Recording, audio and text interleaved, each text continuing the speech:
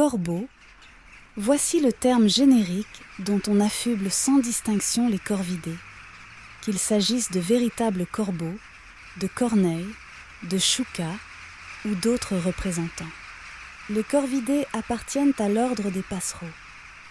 On en dénombre environ 130 espèces, réparties sur toute la planète, à l'exception de l'Antarctique.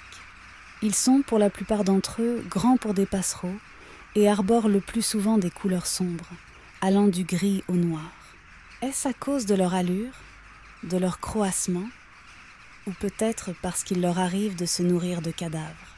Même s'ils sont considérés comme les oiseaux les plus intelligents du monde, dotés d'une mémoire remarquable, capables de résoudre des énigmes complexes, de reconnaître les visages humains et de transmettre des informations à leur propos à leurs congénères, de fabriquer des outils, qu'ils aiment jouer et sont les seuls animaux à posséder un sens de l'humour, ils sont perçus comme des oiseaux de mauvais augure dont les cris sinistres sont annonciateurs de mort et de malheur.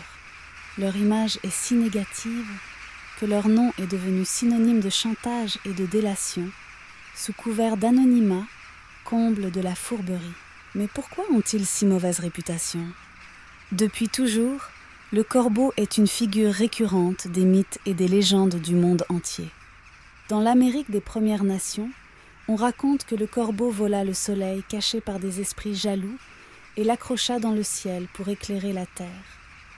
Il déroba également l'eau et le feu pour les distribuer aux hommes.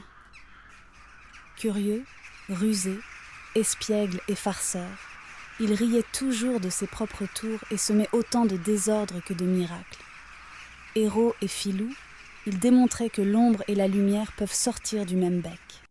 Dans la mythologie nordique, le grand Odin n'allait nulle part sans ses deux corbeaux, Hugin, la pensée, et Munin, la mémoire. Chaque matin, il s'envolait autour du monde, et chaque soir revenait se poser sur ses épaules pour lui murmurer tout ce qu'ils avaient vu et entendu. Il représentait la connaissance, les yeux et les oreilles d'Odin, mais aussi un rappel de la fragilité de la mémoire humaine. Dans le monde celtique, la déesse Morrigan se posait sous forme de corbeau sur les champs de bataille couverts de cadavres. Elle observait les guerriers et choisissait qui vivrait et qui mourrait. Ses ailes noires les faisaient frissonner, car elles annonçaient autant l'honneur que la mort. En Asie, le corbeau était un oiseau de feu à 3 pattes, qui habitait l'astre solaire. En Chine, on le voyait se lever chaque matin avec ce dernier, pour qui il portait des messages. Au Japon, on le nommait Yatagarasu. Guide des hommes perdus, on dit qu'il conduisit l'empereur Jimmu dans sa conquête. Dans la Grèce antique, il fut l'oiseau du dieu Apollon. Il était alors blanc comme neige, jusqu'au jour où il lui rapporta une nouvelle qui provoqua sa colère. Fou de rage, il noircit son plumage pour toujours. Dès lors, le corbeau fut associé au mauvais présage. Sur les terres du Levant, le corbeau apparaît dans les récits les plus anciens.